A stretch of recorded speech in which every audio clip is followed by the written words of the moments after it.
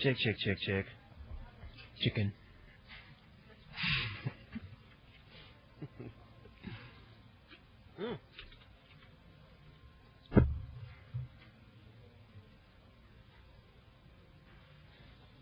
Meanwhile, back in Amsterdam, here the Tibetan Freedom Concert. Joining us now is Thom Yorke. Welcome to the studio.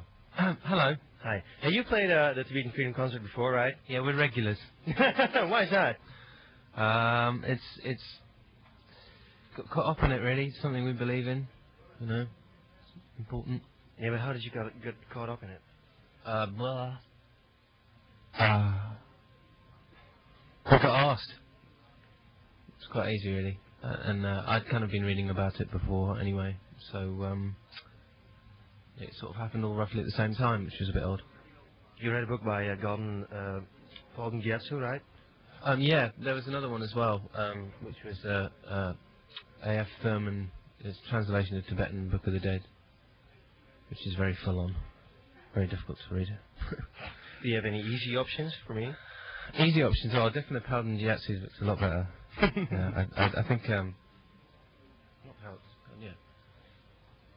Yeah, no, the Tibetan Book of the Dead is very serious book. Lots of devils and that. It's scary, very scary.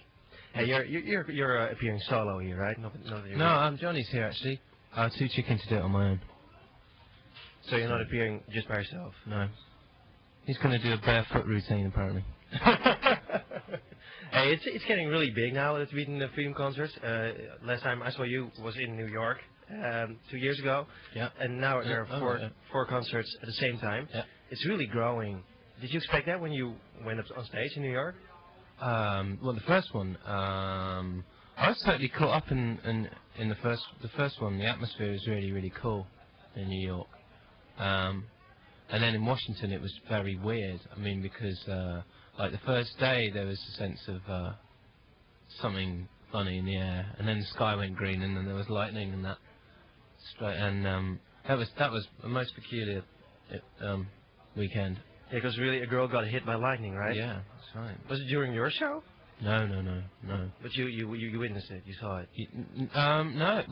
No. I saw the green lightning, and everyone was sort of saying the monks were freaking out, for want of a better way of putting it. Not freaking out, but it was extremely weird atmosphere. So what do you think of Amsterdam now? You've been wandering around a little? Me? Yeah. No, I did the usual thing, you know. You didn't get a chance to appear into the crowd? To appear to the crowd? To peer into the crowd? Peer into the crowd. Oh yeah, I peered into the crowd. What do you think of it? Well, of the crowd? Yeah, of the total atmosphere now here. It's alright actually. It's better than I thought it would be. I was really worried. About it being Europe and that. Yeah. And us being a bunch of cynical old darts. It's good you mentioned that, because I was wondering about how big this will be in Europe, because just because the fact you mentioned that Europeans are maybe a bit more cynical, or we're too caught up in Kosovo and stuff. But it's but then they're extraordinarily similar issues in exactly, a way. Exactly. I mean that's what strikes me as a bit bizarre about it, in a way. That our response in international affairs, the West sees itself as this, behind the guise of NATO, sees itself as the new international police force, but let's just say its views are highly selective, and whenever anything is inconvenient to issues of trade, then it's left alone. So they solved, quote unquote, the problem in Kosovo by throwing lots of bombs. Do you think? Oh, fuck. Dropping something on the floor. Nice surgical, you know, a little bit of a cut, you know, pinhole surgery, keyhole surgery, whatever it is. Yeah. So what do you think of the situation in Tibet? How would that problem be solved best? You have to, you know, as the Dalai Lama said, you know, you have to get into talks and just sort of put all the issues, all the resentment behind you, you know. I mean, that's what's so cool about what the Tibetans have done, you know.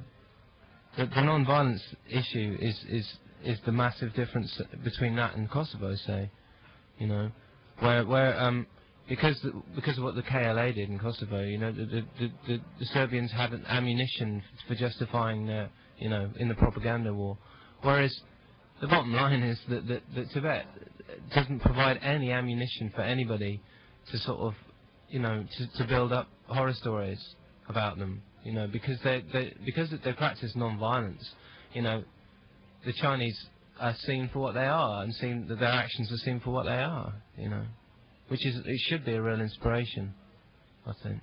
Have you ever been near Tibet or travelled near in northern India? No, I haven't. Well, I'm a really bad traveller. You won't go there? Well, no, I just travel for work, so holidays are going home for me. Okay. Have you ever had a chance to meet people from Tibet or the Dalai Lama, for that sake? No. What does he mean to you?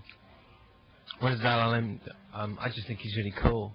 I mean, I heard him on, sorry, you know, it sounds vacuous, but I heard him on, he was on Radio 4 3 weeks ago in Britain, and he was great. Turned it on one morning, and I was feeling a bit down and that, and he was really good. He's just, I love the way he laughs as well. It's really funny. But I think equally, you know, I think if he hadn't been the character he was, and if he hadn't been conscious of the public persona and conscious of embracing what's going on with the West and that, you know, Tibet would have just simply disappeared without a trace, you know. Is Tibet actually an issue in Great Britain? Well, it bloody well should be. Because, you know, Britain was responsible for walking away in 1949, you know. But we have an incredibly selective memory, Britain does. Much as America. Actually.